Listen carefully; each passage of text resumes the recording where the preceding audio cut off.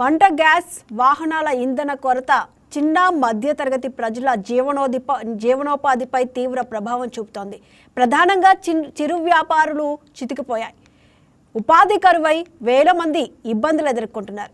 చిన్న హోటళ్లు, బండ్లపై టిఫిన్ల విక్రయం, మధ్యాహ్నం కూడళ్లలో ఆహారం విక్రయించేవారు వాణిజ్య సిలిండర్ల కొరతతో వాటిని కొనసాగించలేకపోతున్నారు.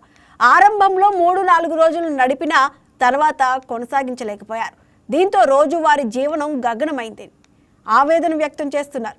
సిఎన్జి కొరత, డీజిల్, పెట్రోల్ సరఫరా సమస్యలతో లక్షల మంది ఆటో డ్రైవర్ల ఉపాధిని దెబ్బతీసింది. వారం రోజులుగా సమస్య తీవ్రత మరింత పెరగడంతో సగం ఆదాయం కోల్పోయామని ఆవేదన వ్యక్తం చేస్తున్నారు. గ్యాస్ కొరతతో వ్యాపార రంగం సంక్షోభంలో పడింది. పలుచోట్ల రెస్టారెంట్లు, హోటళ్లు మూతపడ్డాయి.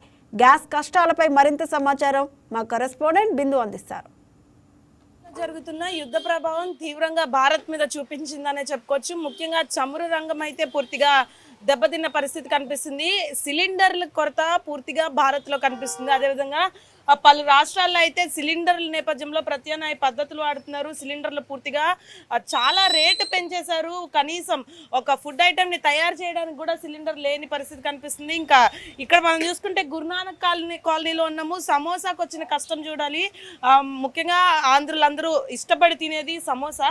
అటువంటి సమోసాని కూడా ఇప్పుడు కట్టెల పొయ్యి మీద వండుతున్నారు. అసలు సమోసాలకి వచ్చిన కష్టం ఏంటి, అసలు సిలిండర్ వీళ్ళకైతే వీరు చెప్పిన దాని ప్రకారం పూర్తిగా బ్లాక్ మార్కెట్లో 4,000 రూపాయల వరకు సిలిండర్ పెరుగుతుంది అంటున్నారు. ఇట్లాంటి చిరు వ్యాపారులు సిలిండర్ కొనాలంటే కూడా పూర్తిగా అస్తవ్యస్తం అవుతున్నారు అని కూడా చెప్పుకోవచ్చు. అమ్మ, ఎంత అమ్మా సిలిండర్ కాస్ట్? 4,000 అండి. చాలా కష్టాలు పడుతున్నాము. అసలు ఎంత పెట్టినా ఎంత ఇది చేసినా దొరకతలేదు. ఎన్ని రోజుల నుంచి అసలు 1 నెల నుంచి చాలా తిప్పలు పడుతున్నాం మేము. ఇంట్లోనే లేదు, షాప్కి కూడా లేదు. చాలా రేట్లు పెరిగిపోయినాయి. ఎలా ఒకరోజు మొన్న 10 రోజులు ఆపేసి ఉన్నాం మేము. ఎలా చేస్తాం? అద్దె కట్టాలి, బతికేది ఎలా? ఇవి చేస్తేనే తినేది ఆహారం. అది కూడా దొరకతలేదు. 4,000 అయినా ఎక్కడి నుంచి తెస్తాం? చేసేది వ్యాపారాలు 1,500, 2,000. 4,000 ఎక్కడి నుంచి తెస్తాం? 4,000 ఎక్కడి నుంచి తెస్తాం? ఏమన్నా పెద్ద సంపాదన కాదు కదా, చిన్న వ్యాపారాలు.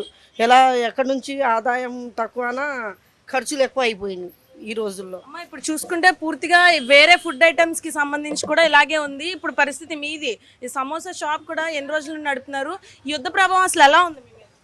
యుద్ధం ఏముంది? యుద్ధం ఎక్కడో అవుతుంటే మనకేమో చాలా కష్టాలన్నీ మనకే వచ్చేసింది. కష్టాలన్నీ యుద్ధాలు కష్టమేర ఏముంది? అదే రేటా మళ్ళీ పెరిగినాయా? సమోసాలు తగ్గించేసారా అని అడుగుతున్నారు. మామూలుగా మీరు తయారు చేసే దాని ప్రకారం సమోసాల రేటు పెరిగిందా తగ్గిందా? ఏం పెంచుతాం? 20కి 4 అదే రేటు అమ్ముతున్నాం. కష్టాలైనా వాళ్ళకి మనం 20కి 2 అమ్మము కదా, 20కి 4 ఇస్తున్నాం. మరి ఇప్పుడు గ్యాస్ ధర పెరిగింది, మీకు ఈ ఐటమ్స్ ధర పెరగట్లేదు. గిట్టుబాటు అవుతలేదు. చిన్న ఐటమ్ కదా. ఇప్పుడు బిర్యానీ అయినా చపాతీ అయినా దానికి 20 రూపాయలైనా 100 రూపాయలైనా పెంచితే కవర్ అవుద్ది. దీనికి అవ్వదు, సరిపోద్ది. దీనికి అదే ఐటమ్ అది రేటు 20కి 4.